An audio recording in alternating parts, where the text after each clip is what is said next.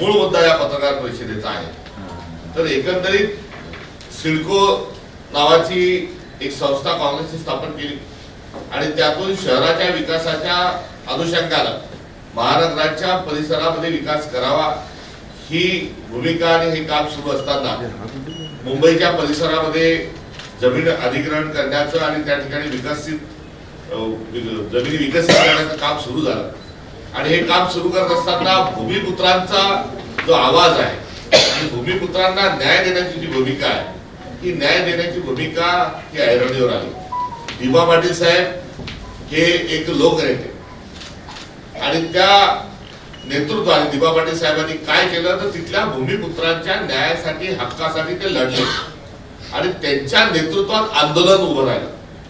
त्यांचं आंदोलन प्रसंगी काँग्रेसच्या विरोधात असेल, मात्र ते काँग्रेसच्या विरोधात नाही तर भूमिपुत्रांच्या ज्या मागण्या आहेत त्या अनुषंगाने होतं.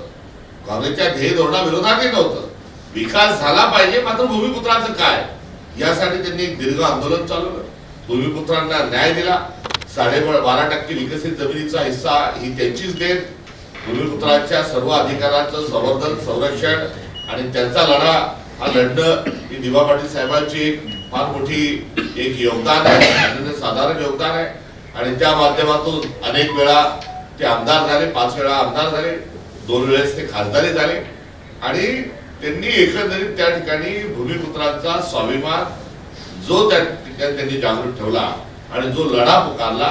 आज मुंबई विकसित होत असताना बृहन्मुंबईच्या सोबत आजूबाजूचा मुंबईचा सगळा परिसर हा विकसित होत असताना आज या सर्व लढ्याचं स्मरण राहिलं पाहिजे आणि त्याचं भूमिपुत्राचं नाव जे आहे या सगळ्या लढ्याला दिल्या गेलं पाहिजे ही असणारी एकंदरीत भावना आणि भूमिका आहे.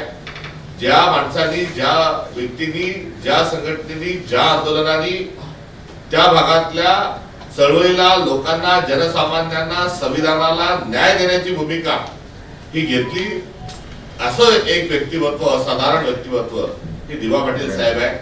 आणि नवी मुंबईचा जो विमानतळ आहे या विमानतळाच्या एकंदरीत पायाभरतीमध्ये तिथल्या भूमिपुत्रांचं असणारं जे योगदान आहे ते योगदानालाही अभिवादन आपल्याला कुठेतरी करावं लागेल.